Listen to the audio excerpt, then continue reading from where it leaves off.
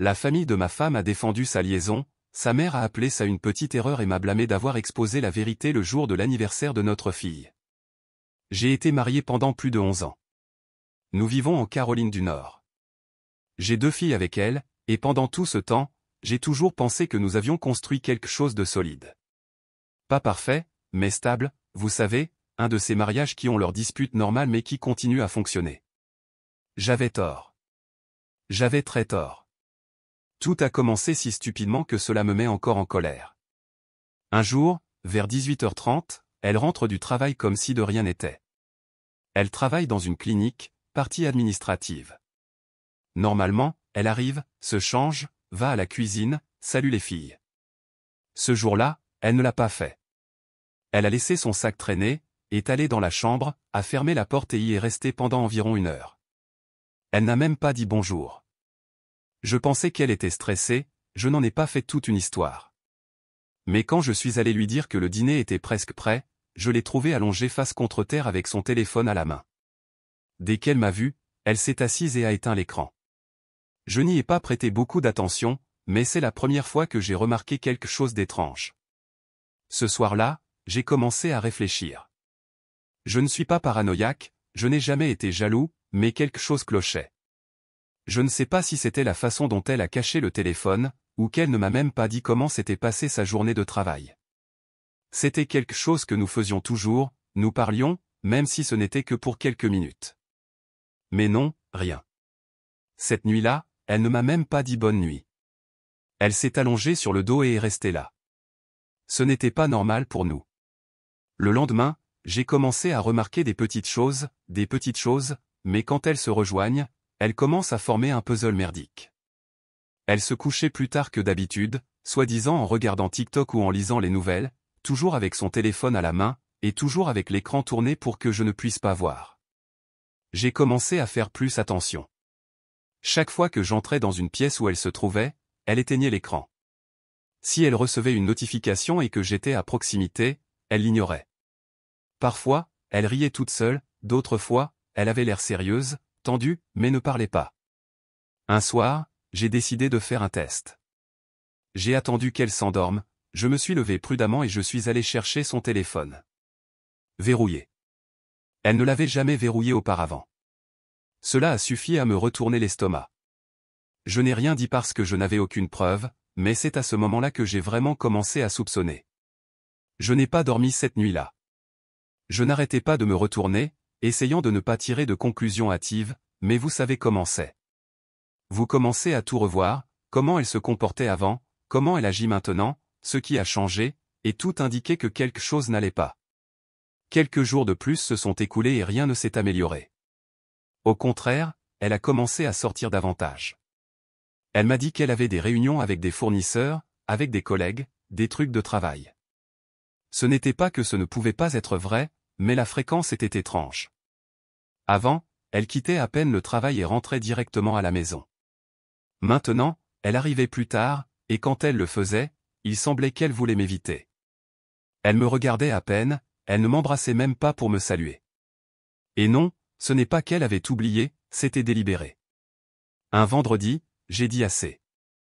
J'ai proposé de la conduire au travail. Elle m'a lancé un regard étrange, comme si elle ne comprenait pas pourquoi. J'ai inventé que je devais aller près de là pour une réunion, un mensonge, et que cela n'avait pas de sens qu'elle utilise sa voiture. À contre-cœur, elle a accepté.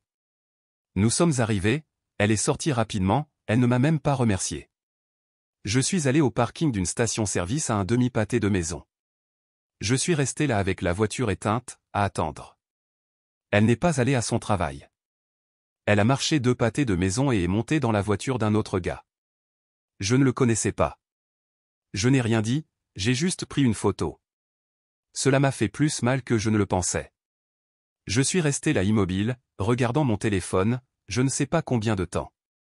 Je me sentais comme un imbécile, mais j'avais besoin d'être sûr. Elle est revenue 1h30 plus tard, est entrée dans son travail comme si de rien n'était. Je n'étais plus là. Je suis rentré directement à la maison, sans but, sans rien vouloir. Les filles étaient avec ma sœur ce jour-là, alors je me suis enfermé dans la chambre et j'ai éteint mon téléphone. Ce soir-là, je ne lui ai rien dit. Je l'ai juste regardé, écouté me mentir. Elle m'a dit que ça avait été une longue journée, que la réunion avait été un désastre, qu'elle avait oublié le déjeuner et qu'elle avait mal à la tête. J'ai hoché la tête. C'est tout, j'ai hoché la tête. À l'intérieur, mon sang bouillait, mais j'avais besoin de plus. Je ne pouvais pas me fier uniquement à une supposition. Une photo ne suffisait pas, je devais tout savoir. C'est comme ça que tout a commencé.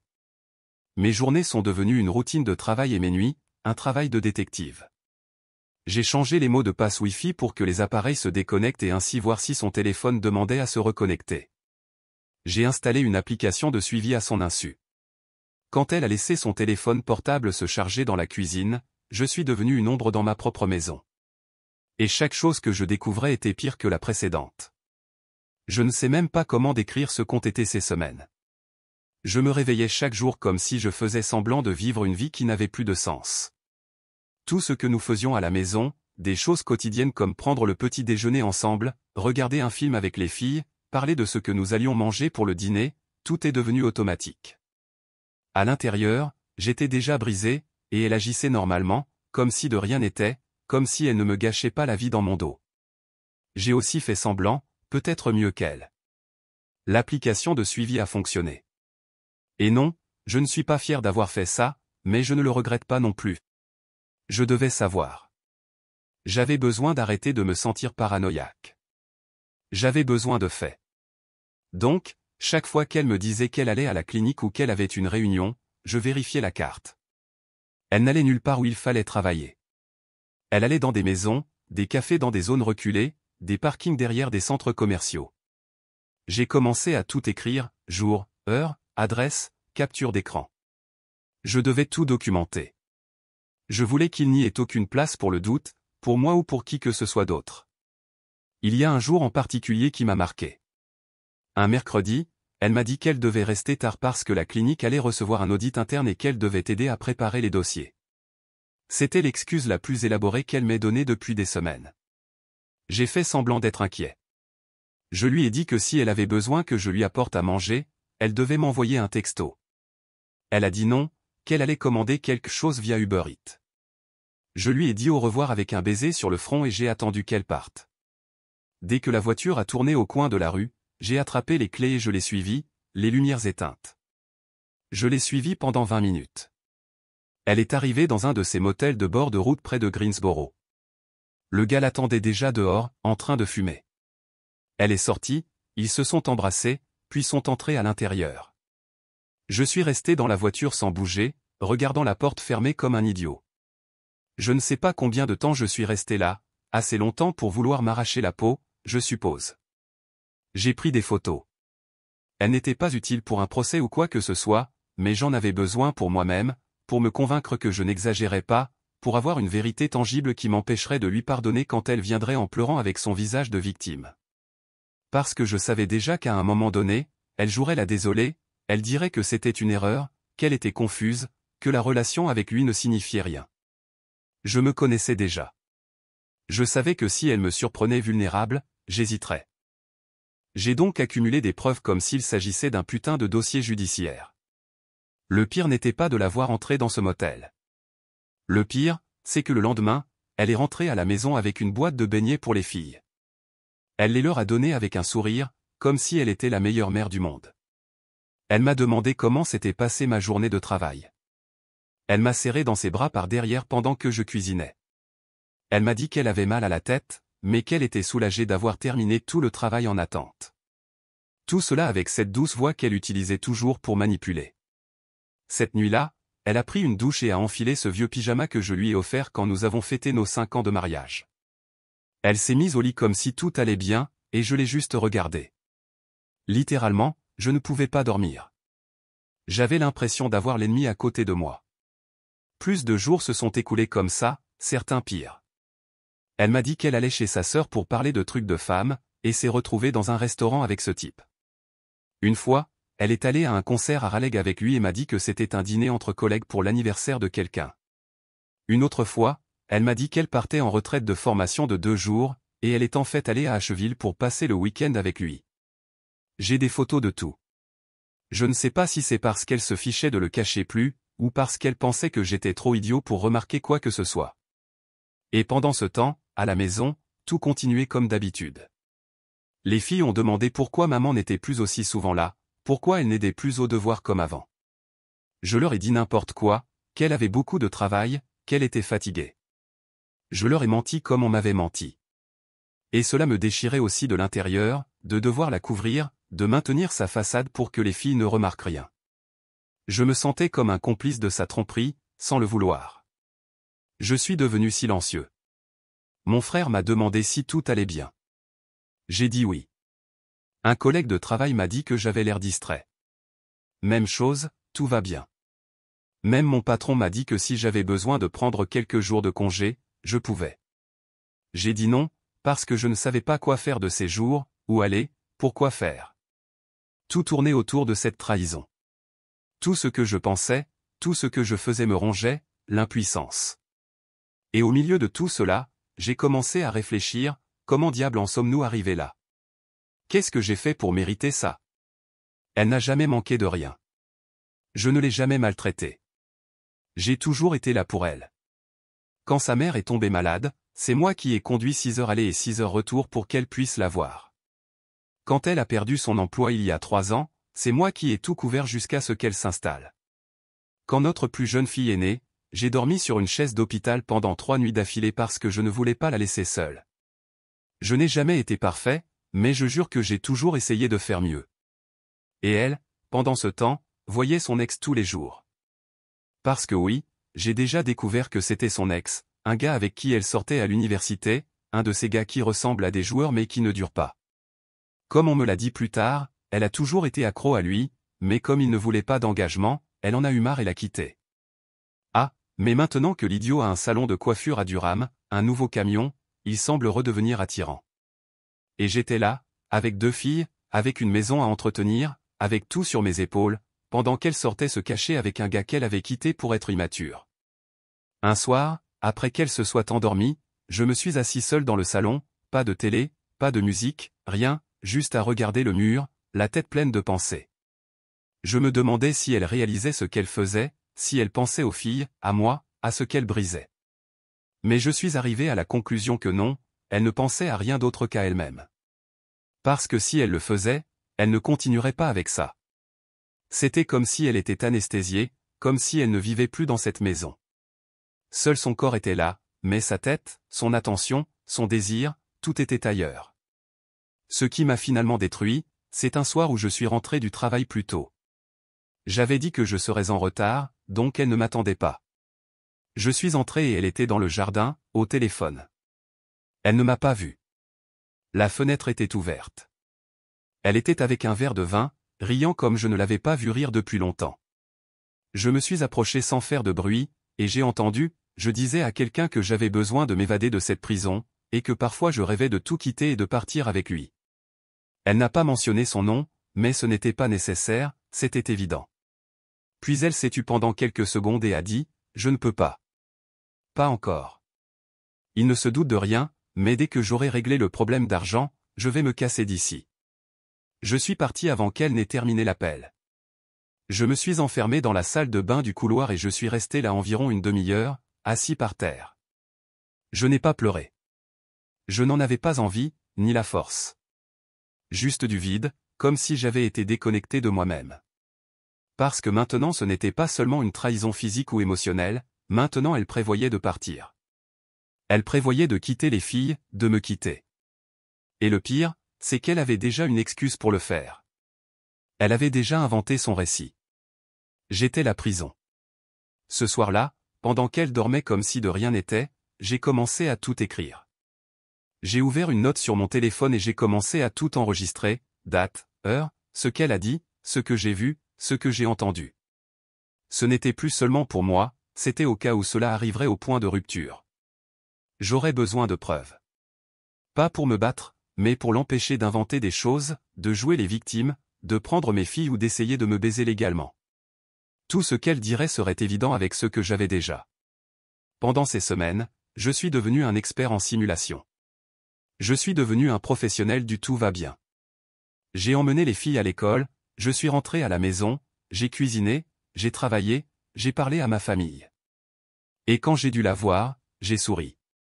Je lui ai même dit, je t'aime, même si j'avais envie de cracher après. Tout pour garder son calme, car je savais que si je craquais prématurément, elle se défendrait, jouerait la blesser ou s'enfuirait. Je devais la garder là où je pouvais la surveiller. Le plus dingue, c'est que parfois, quand nous étions tous les quatre ensemble, il y avait des moments où elle était affectueuse. Elle me serrait dans ses bras, m'embrassait sur la joue, riait des choses que les filles disaient, préparait des desserts qu'elle n'avait pas fait depuis des mois. Et cela me troublait, non pas parce que je croyais qu'elle redevenait comme avant, mais parce que je réalisais qu'elle était capable de jouer la comédie, qu'elle pouvait faire tout cela et le lendemain aller voir un autre gars sans culpabilité. Cette dualité me dégoûtait, parce que je ne savais pas comment faire semblant comme ça. Si je la trompais, cela se verrait même à ma façon de marcher. Mais pas elle. Elle pouvait vivre deux vies sans problème. Un samedi, alors qu'elle disait qu'elle allait voir sa mère à Fayetteville, je suis allé la chercher. J'avais loué une voiture différente avec un ami pour qu'elle ne la reconnaisse pas. Je l'ai suivie jusqu'à une vieille maison dans un quartier que je ne savais même pas qu'elle connaissait. Elle est restée là pendant 3 heures. Elle n'a fait aucune tentative pour se cacher. Elle est entrée, est sortie, s'est tenue à la porte pendant un moment en serrant le gars dans ses bras, l'a embrassé, est montée dans la voiture et est partie comme si de rien n'était. J'ai pris des photos avec mon téléphone portable en mode silencieux. Mes mains tremblaient. Ce n'était pas à cause de la jalousie, ni de la haine. C'était à cause de l'indignation, à cause de l'impunité avec laquelle elle l'a fait, à cause du mépris absolu pour tout ce que nous avions construit. Quand elle est rentrée à la maison ce soir-là, elle a apporté un sac avec des affaires de sa mère, du fromage, du pain fait maison, même un nouveau tapis. Elle m'a dit que sa mère avait demandé de mes nouvelles, que je devais rendre un plat. Elle a agi comme si elle revenait d'une journée à la campagne. Je ne sais pas comment j'ai réussi à ne pas lui crier au visage, mais je me suis dit, pas encore, bientôt. Et je me suis accroché à ça. Le même jour, pendant qu'elle dormait, j'ai revérifié son téléphone. Je connaissais déjà le mot de passe. Elle ne le verrouillait pas tout le temps, elle était trop confiante. Je suis allé dans sa galerie, vidéos, photos, conversations avec lui, nu, audio, tout. Ce n'était pas juste un dérapage, c'était une relation parallèle. C'est à ce moment-là que j'ai su que ce n'était pas une aventure, ce n'était pas de la confusion, c'était une décision. Elle a choisi cela, jour après jour, message après message. Il n'y avait rien d'accidentel là-dedans. J'ai tout sauvegardé, fait des sauvegardes, envoyé à mon courriel, téléchargé sur le cloud, sauvegardé certaines choses sur une clé USB. Je me suis assuré qu'il ne pouvait pas être effacé, car le moment était venu. J'avais tout ce dont j'avais besoin. Après cela, il ne servait à rien d'attendre plus longtemps. Tout ce dont j'avais besoin était là. Je savais déjà qui était le gars. Je l'ai trouvé sur les réseaux sociaux, sur Instagram, sur Facebook. Il avait un profil public plein de photos torse nu, de phrases stupides sur le fait d'être réel et de vivre sans attache. Et parmi tout cela, des commentaires d'elle, des likes sur chaque photo, même sur une où il disait avoir trouvé la paix après le chaos, elle a mis un cœur. Je ne sais pas, voir ça m'a brisé.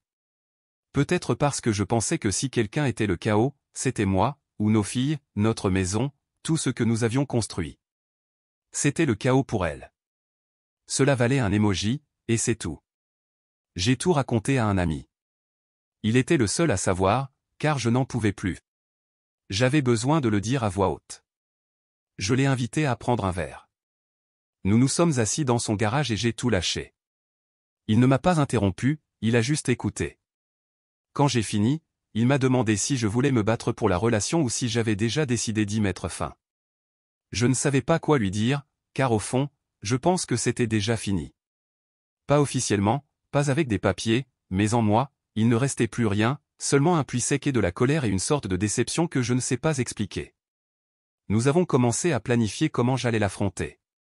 Je ne voulais pas le faire seul, non pas parce que j'avais peur, mais parce que je savais que si nous n'étions que tous les deux, elle manipulerait tout. Je pouvais déjà imaginer les larmes, les excuses, le ce n'est pas comme tu le penses, le ce n'est arrivé qu'une fois, même si je savais que c'était des dizaines de fois. Je voulais qu'il y ait des témoins, non pas pour faire une scène, mais pour qu'elle ne puisse rien nier, pour que ce soit clair qui était celui qui avait tout foutu en l'air. Et il m'est venu à l'esprit d'utiliser l'anniversaire d'une de nos filles. C'était dans 2 semaines. Nous allions faire quelque chose de tranquille à la maison avec la famille la plus proche, rien de grand. Je n'en avais pas envie, mais les filles n'étaient pas à blâmer. Et je me suis dit, ce sera le jour. Pas pour gâcher la fête de ma fille, au contraire, mais je savais que toute la famille serait réunie, qu'il n'y aurait aucun moyen pour elle de s'échapper ou d'inventer quelque chose d'autre. Tout sortirait alors. Pendant ces 2 semaines, j'ai fait comme si tout était normal. Je l'ai même aidé à organiser des choses pour l'anniversaire. Je lui ai donné des idées de décoration. Nous sommes allés au supermarché ensemble. Nous avons même cuisiné des choses avec les filles. Tout était très familial.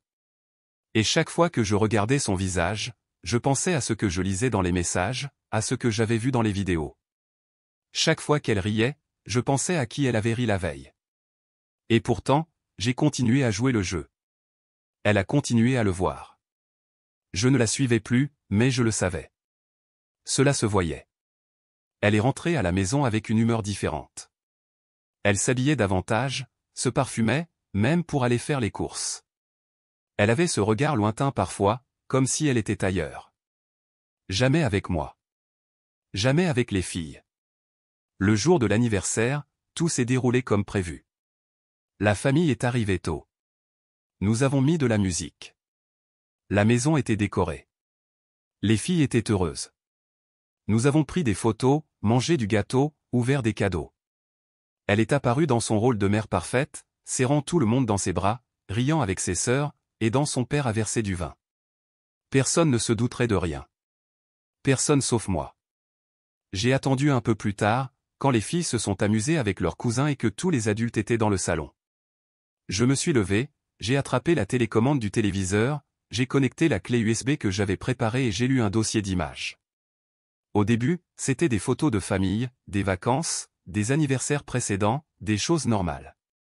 Ensuite, des photos d'elle avec lui au motel, chez lui, au restaurant, s'embrassant, se serrant dans les bras, des images claires, plusieurs, les unes après les autres.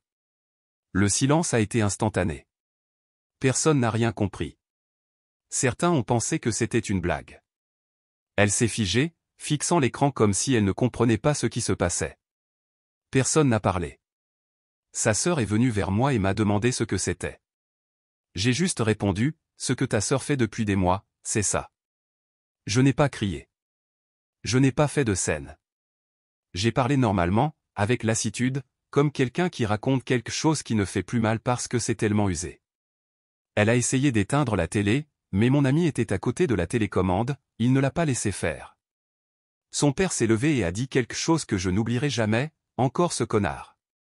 Ce qui s'est passé il y a des années ne vous a pas suffi? Tu ruines ta vie encore une fois pour ce connard. Sa mère s'est couvert le visage avec ses mains. Les sœurs ne savaient pas où regarder. Mes parents se sont regardés, ils ne savaient pas quoi dire. J'ai sorti une enveloppe marron que j'avais préparée et je la lui ai donnée. Voici les papiers du divorce, ai-je dit. Je te recommande de les signer. Elle n'a rien dit, elle m'a juste regardé fixement, regardant l'enveloppe comme si elle ne savait pas ce que c'était, comme si ce n'était pas évident. Elle s'est figée, les mains tremblantes, les yeux grands ouverts, mais sans dire un mot. Après quelques secondes, un de ses frères s'est approché, a attrapé l'enveloppe, l'a ouverte, a regardé les papiers et a dit tranquillement, il est sérieux. C'est alors qu'elle a réagi.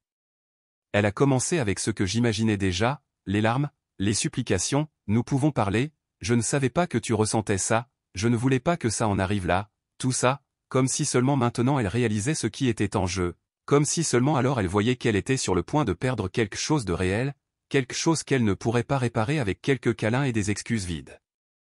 Mais j'étais déjà au-delà de tout ça. Je ne ressentais pas de pitié. Je ne ressentais pas de haine. Je ne ressentais rien. Je voulais juste en finir. Je lui ai dit qu'il n'y avait rien à discuter, qu'elle avait pris ses décisions, que ce que nous avions était mort quand elle avait décidé de continuer à voir son ex, me mentant en face, entrant dans ma maison comme si de rien n'était, serrant nos filles dans ses bras avec les mêmes mains avec lesquelles elle caressait un autre homme. Je le lui ai dit sans crier, sans émotion, parce que j'étais vraiment sec à l'intérieur. Elle a continué à pleurer, disant que c'était une erreur, qu'elle ne savait pas ce qui n'allait pas chez elle. Son père lui a crié de se taire, de ne pas se ridiculiser davantage, qu'elle l'avait embarrassé devant toute la famille. Et puis tout s'est effondré. Sa mère s'est mise à pleurer aussi. Une de ses sœurs l'a emmenée dans la chambre.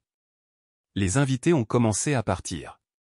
Mes parents m'ont regardé comme s'ils attendaient que je dise quelque chose d'autre, mais je n'ai rien dit. Je me suis assis, je me suis versé un verre d'eau et j'ai attendu que les gens partent. Heureusement, les filles n'ont rien vu. Elles étaient dans le jardin en train de jouer avec des cousins. Mon frère est allé les chercher, leur a donné du gâteau, leur a dit que nous partions tôt parce qu'elles étaient fatiguées. Et c'est ainsi que l'anniversaire s'est terminé, avec tout le monde qui partait, ne sachant pas quel visage faire, avec une tension dans l'air à couper au couteau. Quand la maison s'est calmée, je me suis enfermé dans la chambre. Elle a frappé à la porte 2 fois. J'ai dit non. Elle a insisté. Je l'ai ouverte. Elle est entrée en pleurant, le visage vaincu. Elle m'a demandé si c'était vraiment définitif. Elle m'a dit de penser aux filles. Elle m'a dit que nous pourrions aller en thérapie, qu'elle bloquerait le gars, qu'elle couperait tout, que ce n'était qu'une phase stupide. Je lui ai demandé à quoi elle pensait quand elle est allée au motel cette fois-là, à quoi elle pensait quand elle a écrit que j'étais une prison, ce qui lui passait par la tête quand nos filles lui ont demandé de rester et de regarder un film, et elle est partie parce qu'elle devait faire du shopping. Elle est restée silencieuse. Elle ne savait pas quoi me dire. Elle a commencé avec le discours habituel, qu'elle se sentait vide, qu'elle avait perdu quelque chose d'elle-même, qu'elle se sentait invisible. Et puis ce que j'ai tout fait depuis des semaines est sorti, et moi? Qu'est-ce que je suis, un putain de meuble? Une machine à payer les factures? Qu'est-ce que ça fait d'être invisible, à votre avis? Parce que j'ai été ignoré pendant des années, écoutant des excuses pendant des années, supportant tout pendant des années pour que cela fonctionne. Et jamais, pas une seule fois, je n'ai pensé à chercher une autre femme pour me sentir vivant. Elle se tenait là, les larmes coulant sur son visage. Elle m'a dit qu'elle ne l'avait pas prévu, qu'elle l'avait rencontré par hasard, qu'il voulait juste prendre un café, et puis les choses sont devenues incontrôlables. Je n'ai pas cru un putain de mot, parce que personne ne s'enregistre dans un motel par erreur, personne ne part en week-end dans une autre ville avec quelqu'un sans le prévoir. Ce n'était pas un accident, c'était un choix. Je lui ai dit qu'elle avait déjà un endroit où aller, qu'elle pouvait rester cette nuit-là, mais que le lendemain, elle devrait partir, que je ne voulais pas la voir, que je n'étais pas intéressé à reconstruire quoi que ce soit, que nous ne parlerions que de nos filles. Le reste était mort. Elle voulait me toucher le bras. Je lui ai dit non, de ne pas feindre l'affection maintenant, que les larmes froides étaient inutiles après des mois à me mentir. Cette nuit-là, j'ai dormi sur le canapé, où j'ai essayé de dormir. Elle est restée dans la chambre. Je ne sais pas si elle a pleuré, je ne sais pas si elle a parlé à quelqu'un, je m'en fichais. Je me suis couvert d'une vieille couverture et j'ai fermé les yeux, pensant à tout ce que j'avais perdu. Pas seulement une partenaire, j'ai perdu une histoire, toute une vie construite sur un mensonge. Tout ce que je pensais être vrai ne l'était pas. Je me sentais comme un imbécile qui avait défendu quelque chose qui était déjà pourri à l'intérieur. Le lendemain matin, elle est partie. Elle n'a pas dit au revoir. Elle a juste laissé quelques valises à l'entrée et est montée dans un Uber. Elle m'a laissé un mot sur la table disant qu'elle espérait qu'un jour je pourrais lui pardonner. Je l'ai déchiré sans en lire plus. Il n'y avait rien qu'elle puisse dire que je ne sache déjà, rien qui puisse réparer ce qu'elle avait cassé. Ce n'a pas été facile de l'expliquer aux filles. Elles ne savaient encore rien, elles pensaient que maman était partie en voyage. La plus jeune n'a rien compris, et l'aînée a juste demandé pourquoi elle n'était pas rentrée dormir à la maison. Je leur ai dit qu'elle était chez sa mère pendant quelques jours. Je ne pouvais pas leur dire la vérité comme ça. Pas pour la protéger, mais pour les protéger. Elles étaient trop jeunes pour comprendre ce que signifie pour votre mère de partir parce qu'elle préférait être avec un autre gars plutôt qu'avec sa famille. Les premiers jours sans elle ont été étranges. Pas tristes, pas pleins de douleur, juste étranges. Comme quand on déplace un gros meuble qui est au même endroit depuis des années. Soudain, tout paraît plus vide, la lumière change. Son odeur n'était plus sur l'oreiller. Sa brosse à dents n'était plus dans la salle de bain. Ses pantoufles n'étaient plus à côté du lit. Et même si tout cela m'avait dérangé à plusieurs reprises, je remarquais maintenant son absence avec ce genre de malaise silencieux.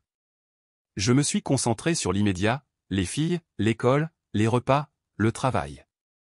Je n'avais pas le temps d'être déprimé. Je me réveillais tôt, les emmenais à l'école, travaillais, les aidais à faire leurs devoirs, cuisinais, m'endormais sur le canapé, le tout en pilote automatique. J'ai commencé à écrire dans un cahier. Non pas parce que c'était thérapeutique ou quoi que ce soit du genre. Je l'ai fait parce que si je ne l'écrivais pas, j'y penserais toute la journée, et si j'y pensais toute la journée, je deviendrais fou. Quelques jours plus tard, elle m'a envoyé un texto. Pas pour demander des nouvelles des filles. Elle m'a envoyé un texto pour me dire qu'elle se sentait seule, que la maison lui manquait, qu'elle ne savait pas quoi faire. J'ai voulu la maudire, je voulais lui dire qu'elle aurait dû y penser avant de monter dans le lit d'un autre gars. Mais je ne lui ai pas répondu. Cela ne servait à rien, tout avait déjà été dit. Puis sa sœur m'a envoyé un texto, qu'elle allait très mal, qu'elle n'arrêtait pas de pleurer, qu'elle m'aimait toujours. Je lui ai dit que je n'étais pas intéressé, que j'étais fatigué, que ce n'était pas mon problème comment elle se sentait maintenant. Je ne l'ai pas forcée à me tromper, je ne lui ai pas mis un pistolet sur la tempe, c'était sa décision, et maintenant elle devait faire avec.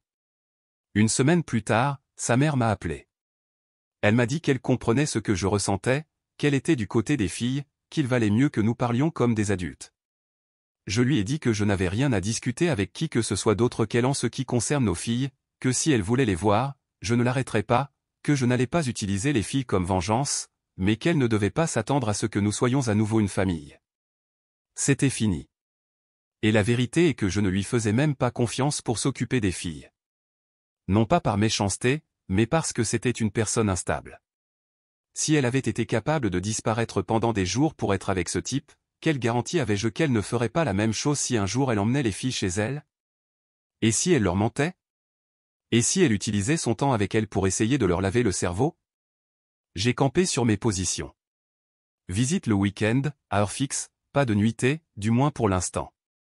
Je devais reconstruire la confiance, et cela n'allait pas se faire en une semaine. Pendant ce temps, j'ai commencé à voir comment elle essayait de se présenter différemment sur les réseaux sociaux. Elle publiait des phrases sur les secondes chances, des photos des filles qu'elle avait volées sur mon profil, même quelques selfies en train de pleurer.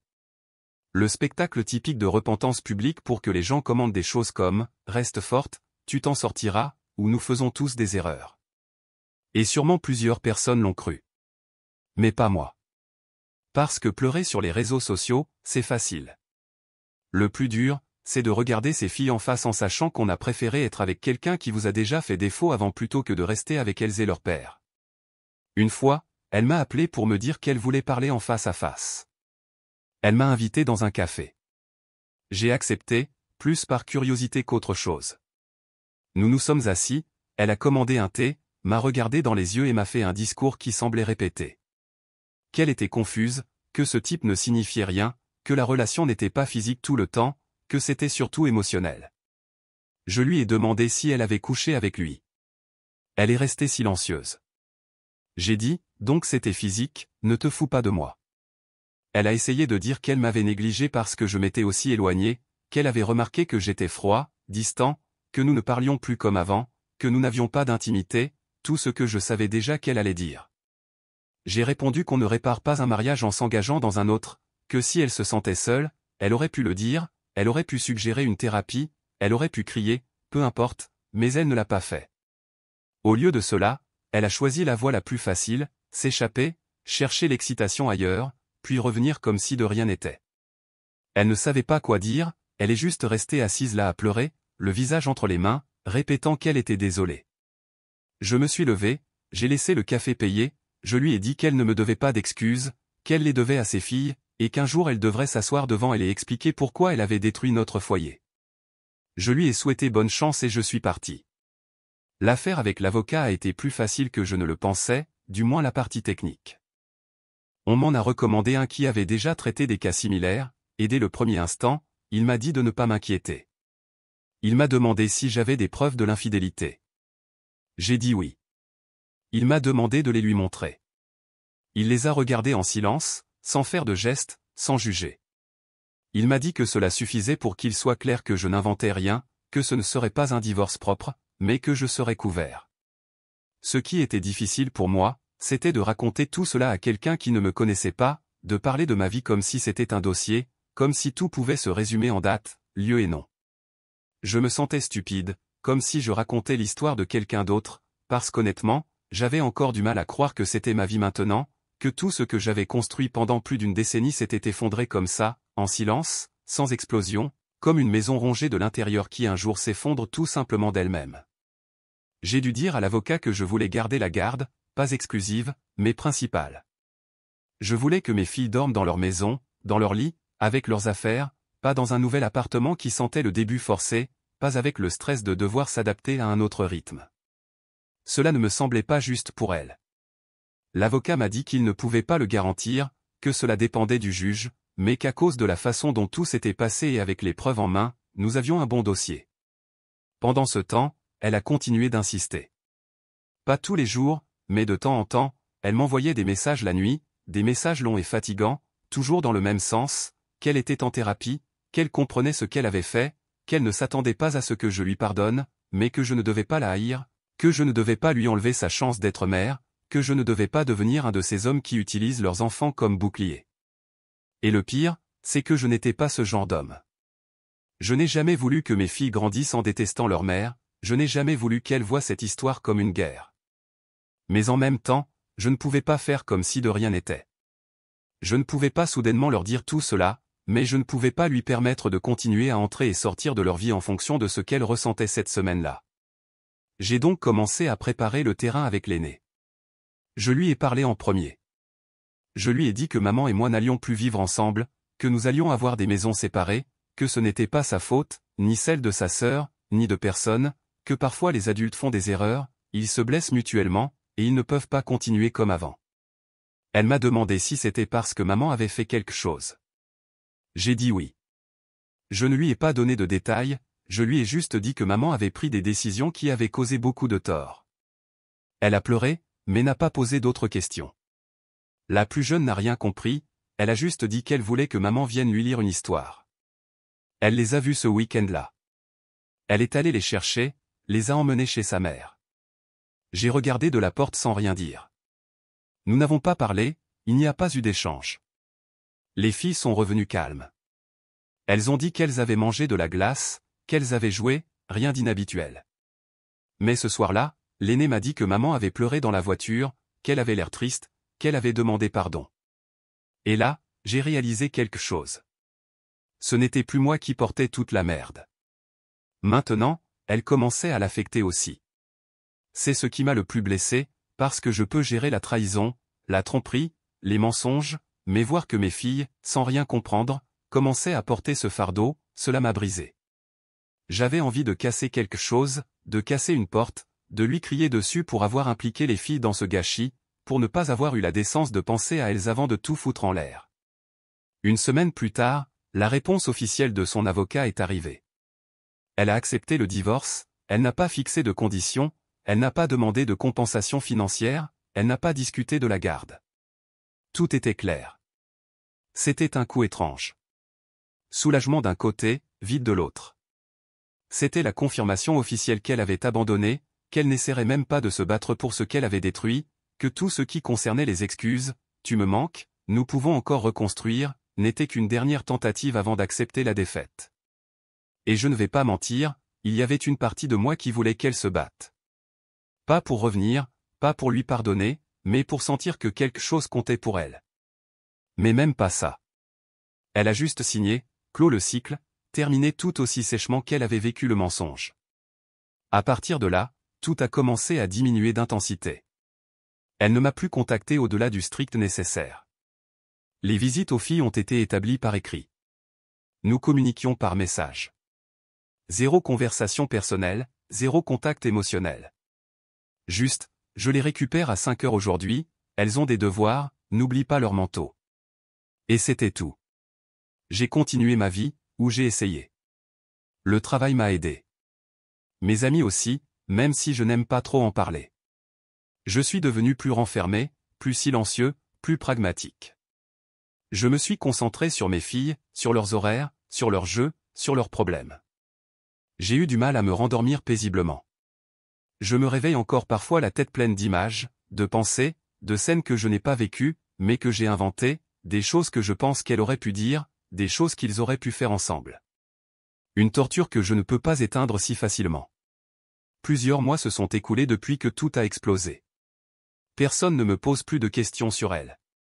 Les gens supposent que c'est fini, et c'est tout. Certains le commandent discrètement, d'autres font semblant de ne rien savoir. C'est bien, je préfère comme ça. Je ne veux pas avoir à expliquer quoi que ce soit, je ne veux rien revivre. J'en ai marre d'en parler, j'en ai marre d'y penser. Mais je l'ai toujours en tête, comme une épine qui ne s'enfoncera pas complètement, mais qui ne sortira pas non plus. La routine avec les filles est maintenant établie. Elles restent avec moi toute la semaine, le week-end elles la voient quand elles peuvent, quand elle en a envie, ou quand quelque chose ne se présente pas, comme l'a dit l'aînée une fois. Elle ne l'appelle plus autant. La plus jeune est toujours excitée chaque fois que le téléphone sonne et que c'est sa mère, puis elle demande pourquoi elle ne reste pas dormir. J'ai envie de lui mentir, de lui dire qu'elle est très occupée, qu'elle a des choses à faire, mais non. Je lui dis juste qu'elle ne peut pas, que pour l'instant c'est comme ça, et c'est tout. Je n'insiste pas. Elle a déménagé dans un autre comté, proche, mais assez loin pour qu'on ne se croise pas par hasard. J'apprécie ça. Je ne sais pas ce que je ferais si je la croisais dans la rue, avec lui. Non pas parce que j'ai peur d'elle, mais parce que je ne me fais pas confiance.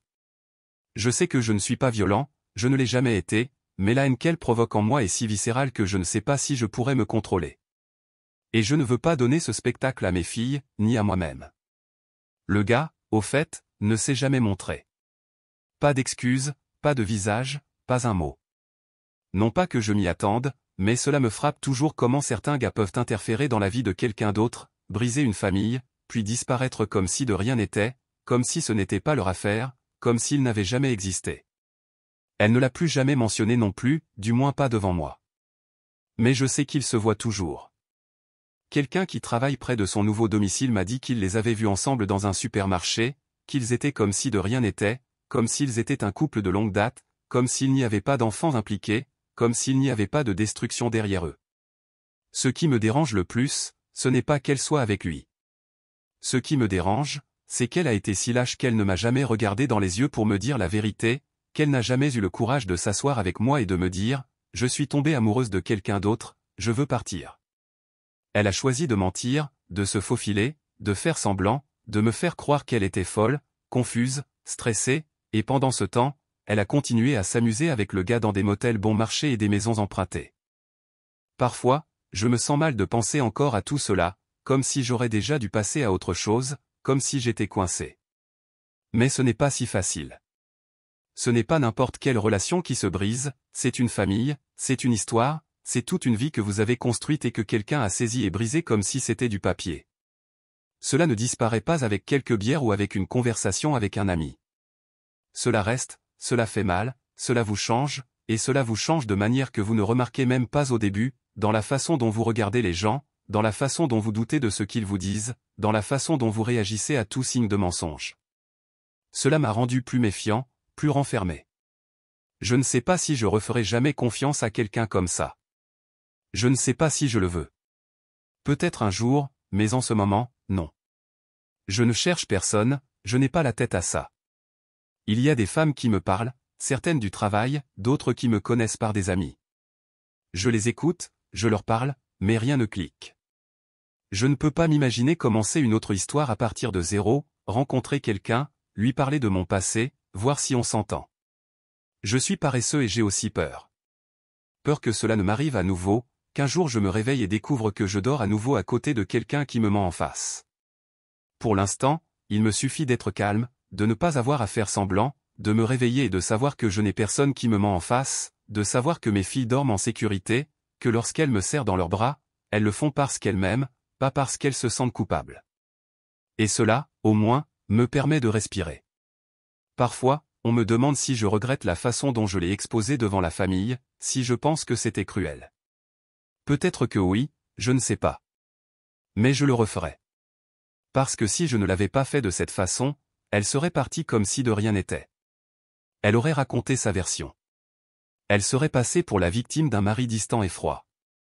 Elle aurait continué à marcher comme si celle qui était foutue était elle. Et non, je n'allais pas lui donner ça.